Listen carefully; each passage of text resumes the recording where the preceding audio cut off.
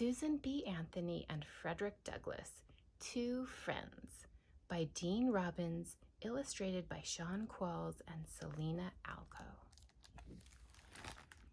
Snow fell in Rochester, New York. A horse pulled a creaky buggy down Madison Street. Susan B. Anthony set out 2 saucers, 2 cups, and 2 slices of cake. Frederick Douglass arrived for tea. Susan lit 2 candles on the table. The friends sat by the fireplace in Susan's parlor.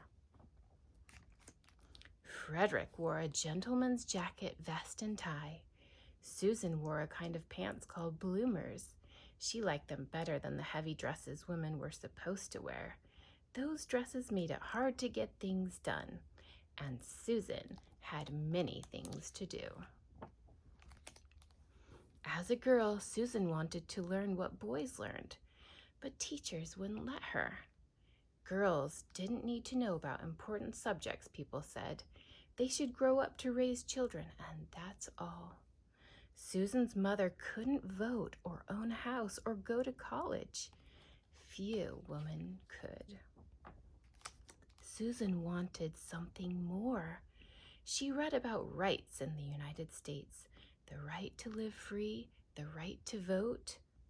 Some people had rights while others had none. Why shouldn't she have them too? Susan taught herself to give speeches. Some people liked her ideas about rights for women. Others didn't. The candles glowed in the parlor. Frederick sipped his tea. Susan asked him about his newspaper. He filled it with his own ideas about rights. Everyone is talking about my new issue, he said. Frederick grew up as a slave in the South. Slaves had to do everything the master said, but Frederick wanted something more. He secretly learned to read and write. New ideas thrilled him. Frederick read about the rights in the United States, the right to live free, the right to vote. Some people had rights while others had none.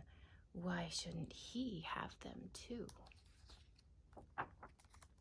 Frederick escaped from his master and headed north. He taught himself to give speeches. Some people liked his ideas about rights for African Americans. Others didn't. Susan liked Frederick's ideas and he liked hers. He moved to Rochester and got in touch with her. They promised to help each other so one day all people could have rights. The fire crackled. Snow fell outside the window. Frederick and Susan ate their cake and talked about their plans. So many speeches to give, so many articles to write, so many minds to change. They would get right to work as soon as they finished their tea.